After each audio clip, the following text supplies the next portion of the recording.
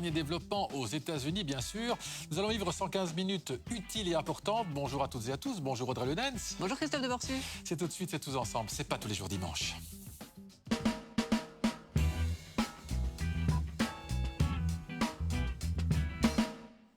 Bienvenue dans ce C'est pas tous les jours dimanche numéro 203, un numéro pour l'histoire.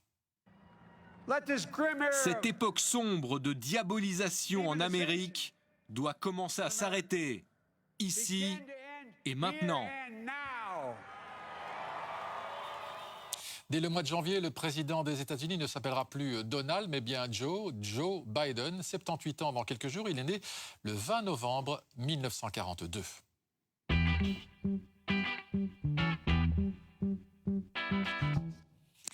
Et Joe Biden a connu pas mal de drames dans sa vie. Peu avant la Noël, en 1972, sa première femme décède dans un accident de voiture. Leur fille aussi.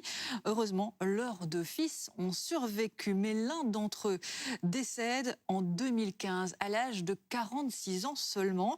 Entre-temps, Joe Biden s'est remarié avec Jill, avec qui il a eu un quatrième enfant, une fille prénommée Ashley. Bref, le nouveau président des États-Unis a une vie mouvementée, malgré son allure placide, et il pourrait nous surprendre pour d'autres raisons. Je vous propose de l'écouter. Il s'est exprimé cette nuit. Le peuple de cette nation a parlé, il nous a offert une victoire claire, une victoire convaincante, une victoire pour nous, le peuple. Nous avons remporté la victoire avec le plus grand nombre de votes jamais exprimés sur un scrutin présidentiel dans l'histoire de la nation, 74 millions. Je m'engage à être un président qui ne cherche pas à diviser, mais à unifier, qui ne voit pas les États rouges et les États bleus, ne voit que les États-Unis. Bonjour Kirsten Maher, vous êtes la porte-parole du Parti démocrate en Belgique, soutien de Joe Biden. Vous êtes professeur d'anglais à Bruxelles dans le civil. Bonjour James O'Neill, porte-parole du Parti républicain au Luxembourg, soutien de Donald Trump bien sûr, dont vous espérez d'ailleurs toujours la victoire. On en parle dans un instant. Et bonjour à Christophe Giltet de RTL. Je vais d'emblée à New York auprès de Céline Bruno. Bonjour Céline. Que dit-on aux États-Unis ce matin? Donald Trump pourrait encore gagner grâce à la justice. On sait qu'il a nommé beaucoup de juges pendant son mandat. À la Cour suprême, pour ne prendre qu'un exemple, il y a désormais 6 juges conservateurs et seulement 3 progressistes. Il pourrait encore l'emporter sur le fil? Alors c'est vrai que dès le lendemain de l'élection, Donald Trump a brandi cette menace, faire appel à la Cour suprême. Il l'a fait quand la carte des résultats a commencé à s'inverser. C'est la Cour suprême qui avait statué effectivement en 2000 dans l'affaire du recomptage en Floride, qui avait finalement donné comme vainqueur George Bush contre Al Gore, mais dans les faits, sans être juriste, je crois qu'on peut s'avancer et dire que non, Donald Trump ne peut plus l'emporter. Il faut comprendre que la Cour suprême, déjà, c'est une instance de dernier recours. Donc les républicains doivent d'abord passer par des autorités locales, par les cours suprêmes fédérales. Ce sont elles qui vont examiner tous les recours, les demandes de recomptage, les enquêtes sur des bulletins qui auraient été jetés, qui auraient été cachés, bref, tout ce qui pourrait concerner des fraudes. Pour le moment, tout ce qui a été tenté depuis mercredi par les républicains s'est révélé infructueux. Il n'y a pas de preuve de triche ou encore les plaintes sur un nombre minime de bulletins ne changeraient rien au résultat. En théorie, Donald Trump a jusqu'au 8 décembre pour contester les scrutins, date à laquelle chaque État doit certifier ses résultats. On verra ce qu'il en est, mais ça pourrait être juste un effet d'annonce, en tout cas de la part du camp républicain, de la part de Donald Trump. Selon le Washington Post, qui cite une source à la Maison-Blanche aujourd'hui, les recours en justice n'auraient pas vraiment pour but de contester les résultats, mais plutôt d'aider Donald Trump dans ce processus à faire face à sa défaite. Ça lui donnerait une occasion de sauver la face, en fait. Selon cette source, il pourra dire qu'il n'a pas perdu de manière normale, de manière honnête. Merci Céline pour ces tout derniers éléments. Alors je me retourne évidemment vers James O'Neill du Parti républicain. Vous êtes avocat dans le civil. Je vous ai vu quelquefois faire non, non, non quand Céline parlait. Vous espérez toujours, ce n'est pas uniquement pour finalement aider Donald Trump à surmonter psychologiquement l'épreuve de la défaite qu'il fait ça? Bon, premièrement, il faut bien comprendre que c'est comme un chorus de Grecs que tous les journalistes de Fox, à CNN et même ici, oh, Donald Trump se fait tout seul et il n'y a pas de preuves. Ça, c'est complètement faux. Hier, qui n'était pas sur CNN et les autres journaux, il y avait l'équipe Trump avec le chef Giuliani qui a ramassé des centaines de témoins. Et que disent-ils, ces témoins? Qui sont les observateurs républicains qui étaient refusés de valider, de vérifier le processus de vote. Deuxième chose, à Philadelphie, il y a une liste des gens morts qui votent encore. Et il y a même des célèbres. Le boxeur Joe Fraser, il continue à voter à Philadelphie. Ah oui, il vote par correspondance. Il est mort depuis 10 ans, oui, bien sûr. Okay. Le père de Will Smith, l'acteur, il continue à voter à Philadelphie. Et ce sont des voix démocrates, tout cela? Oh, c'est secret, mais on ne sait pas. D'accord. On peut deviner. Troisième chose, il y a les logiciels qui s'appellent Scorecard et Hammer, qui étaient faits par une société technologique démocrate, qui est utilisé dans beaucoup de districts de vote. Et il y a un problème ou une manipulation de ce programme qui augmente les votes pour Biden jusqu'à 6 000 votes par district. Ah bon? Donc, et avec les scrutins postaux qui étaient faits en Philadelphie et Pittsburgh, il estime qu'il y a jusqu'à 600 votes qui pourraient être rejetés à 600, mais ça, c'est pas beaucoup, 600. Non, pardon, 600 000, excusez-moi. Voilà, c'est pour ça que je vous fais répéter. C'est pour ça que je vous fais répéter. Donc, c'est complètement faux. C'est aussi faux que les sondages avant les élections qu'il n'y a pas de preuves. Excusez-moi. Bon, voilà. Comme le résultat, effectivement, est serré, donc vous entendez ici des... Voilà, on ne peut pas évidemment vérifier ce que dit M. O'Neill. Il est avocat respecté à Luxembourg. Quelle est votre réponse, Mme Maher? Oh, je reste zen. J'ai absolument certitude dans les processus démocratiques en mon pays, dans les institutions. Absolument, on va compter chaque vote. S'il faut faire un recount, on va le faire. Ce logiciel qui aurait été fait par une société liée au Parti démocrate?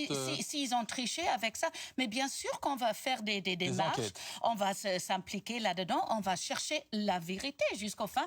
Et quand on est arrivé jusqu'au fin, avec toutes ces recherches, avec les deux partis et tout ça, on va quand même voir que Joe Biden a apporté la plupart des votes. C'est ça, voilà, vous êtes très zen, on l'entend, et on entend M. O'Neill très combatif. Audrey, les Belges sont un peu partagés encore sur cette histoire. Oui, effectivement, il y a des pour et des contre. Eric Valentour nous dit « Trump est un excellent homme, simplement ». Tariq Carlito nous dit « C'est truqué de toute façon, ça aurait dû être Trump le gagnant ». Et puis des avis aussi un peu plus peut-être partagés. Sandy Dufour, sur le fond, rien ne changera, ce sera un président américain pour les Américains avec leurs lois interventionnistes pouvant du jour au lendemain mettre des entreprises européennes en difficulté sous n'importe quel prétexte. Des pro-Biden, des pro-Trump, des gens qui disent ça va rien changer. Bref, je crois que c'est finalement un petit peu comme aux États-Unis. Une phrase, Céline Bruno, il est très tôt aux États-Unis. Merci de vous être d'ailleurs levé pour nous. Ça doit être -6, -7, il doit être 5 heures du matin, quelque chose comme ça. C'est calme, vous avez l'impression que ça peut dégénérer ou pas? On a l'impression pour l'instant que ça reste assez calme, malgré la victoire, semble-t-il, de Joe Biden, bien sûr.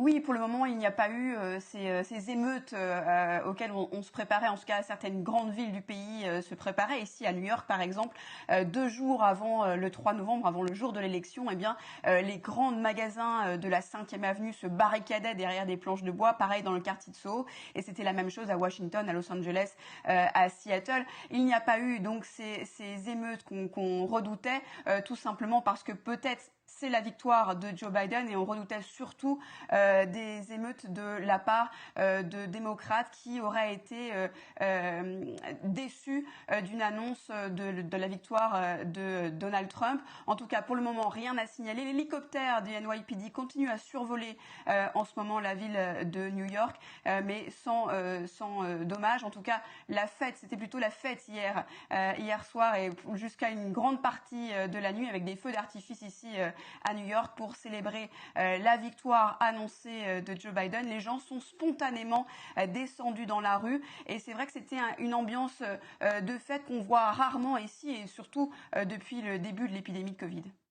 Merci beaucoup Céline. Et voilà, évidemment, New York est une ville démocrate, mais bon, c'est important de savoir qu'il n'y a pas d'incident où que ce soit aux États-Unis. Christophe, la question qui se pose, elle est finalement parfois aussi un peu différente. Est-ce que c'est finalement pas Donald Trump lui-même qui risque d'avoir des ennuis? Il était jusqu'ici protégé par l'immunité dont un président jouit, mais dès qu'il ne sera plus protégé par cela, il fera face à une douzaine de plaintes au pénal. On parle de dizaines de procédures au civil, beaucoup de malversations qui lui sont reprochées. Un seul exemple, il aurait payé les $7 de la cotisation chez les scouts d'un de ses fils avec de l'argent du fonds qu'il avait créé pour, soi-disant, soutenir des œuvres de charité. Ça montre le côté quand même assez étonnant du personnage. Est-ce qu'il pourrait terminer en prison, ce qui réglerait peut-être le problème? On dit aussi qu'il a fait passer ses examens à l'université par quelqu'un d'autre. C'est ça. On dit beaucoup de choses. C'est une vieille histoire, mais, oui, bon, mais on dit beaucoup de choses. Bon. Est-ce qu'il ne risque pas finalement des ennuis? Est-ce qu'il ne va pas disparaître à cause de ces procédures judiciaires qui pourraient aboutir maintenant, disparaître beaucoup plus vite qu'on ne le pensait? Aux États-Unis, faire des procès, c'est quelque chose de relativement banal. On voit ça dans tous les films. Ils sont très procéduriers, etc. Mais vous savez aussi qu'aux États-Unis, compte tenu de la procédure accusatoire, d'un côté on attaque, de l'autre on défend, si vous avez de l'argent, ce qui est quand même un peu le cas de M. Trump, vous pouvez avoir les meilleurs avocats du monde et les affaires peuvent durer très longtemps. Donc ça m'étonnerait beaucoup. En plus, mettre en prison un ancien président, ça se fait pas trop quand même. Donc on n'a pas fini d'entendre parler de Donald Trump. Vous avez bien vu comment ça s'était passé en France. Jacques Chirac a été condamné après la fin de son mandat, et puis ça n'a pas posé de problème. Donc je ne crois pas qu'il ira en prison, et je ne crois pas non plus qu'il va disparaître du paysage. Il était déjà là avant, il sera encore là après, et en plus, alors maintenant il faudra voir comment le Parti républicain, lui, réagit par rapport à lui, mais il peut encore jouer un rôle dans le Parti républicain. Monsieur O'Neill, il nous reste vraiment que quelques secondes. Vous pensez que Donald Trump, c'est tout de même un peu fini ou pas? Est-ce que le Parti républicain ne va pas, il a 74 ans aussi, ne va pas changer un peu de leader? Il y a une chance qu'il va gagner ces procédures juridiques. Ah oui, vous espérez toujours, évidemment. Oui. Voilà. Mais au niveau du Parti républicain, je pense que le populisme, parce qu'il y a beaucoup de classes ouvrières, des minorités qui sont des membres du Parti républicain, de protection économique, beaucoup de sa politique va rester dans l'esprit. Donc le Trumpisme va rester, vous le dites. Voilà. Mais ce débat n'est pas bien sûr fini. On continue et on vous réinvite très certainement très bientôt. Merci à tous. Très bon dimanche. Cela dit, les contaminations au coronavirus continuent à battre des records aux États-Unis. Le fait que pas mal de gens soient allés voter mardi a d'ailleurs